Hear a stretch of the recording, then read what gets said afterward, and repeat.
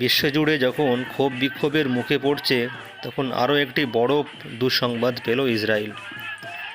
Israeli ডানপন্থী রাজনীতিবিদ এবং জাতীয় নিরাপত্তা মন্ত্রী তথা ইতামার বিন গাভির ভয়াবহ পথ দুর্ঘটনায় গুরুতর চোট পেয়েছে বলে জানা গিয়েছে। বিভিন্ন সংবাদ মাধ্যমের দাবি অনুযায়ী তার পিঠের এবং মেরুদণ্ডের হাড় ভেঙেছে বলে জানা যাচ্ছে এবং বর্তমানে তিনি হাসপাতালে চিকিৎসাধীন আছেন। ইতিমধ্যে সোশ্যাল মিডিয়ায় সেই ভিডিওটি ভাইরাল হয়েছে, যেখানে দেখা গিয়েছে যে তার গাড়িটি রাস্তার এক ধারে একটি উঁচু জায়গায় লেগে গাড়িটি উল্টে যায়। সঙ্গে সঙ্গে তার নিরাপত্তা রক্ষীরা তাকে বাঁচানোর জন্য ছুটে আসেন এবং তাকে হাসপাতালে নিয়ে যান। গত 3 দিন আগে তিনি ইসরায়েলি বিক্ষোভকারীদের হামলার শিকার হন। বিক্ষোভকারীরা তার দিকে জুতো ছুঁড়ে মারেন। বিন গাভির, যিনি ইসরায়েলি অধিকৃত পশ্চিম তীরে একজন বসতি স্থাপনকারী,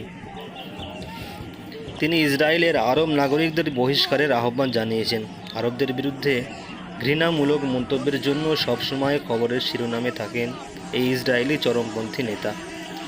প্রকাশ্যে বর্ণবাদী, আরব বিরোধী দৃষ্টিভঙ্গি এবং কার্যকলাপের জন্য ব্যাপকভাবে পরিচিত। 2021 সালের ডিসেম্বরে এক্সপো তেল আবিব সম্মেলনের কেন্দ্রের গ্যারেজে পার্কিং বিরোধের সময় আরব নিরাপত্তা রক্ষীদের দিকে একটি হ্যান্ডগান টেনে নিয়ে যাওয়ার একটি ভিডিও প্রকাশের পর বিন গাভিরকে তদন্ত করা হয়েছিল। রক্ষীরা বিন গাভিরকে তার গাড়িটি সরাতে বলে, কারণ সে একটি নিষিদ্ধ জায়গায় পার্ক করা হয়েছিল। এরপর তিনি একটি পিস্তল টেনে রক্ষীদের দিকে তাকান এবং তাদের সঙ্গে বচসায় জড়িয়ে পড়েন।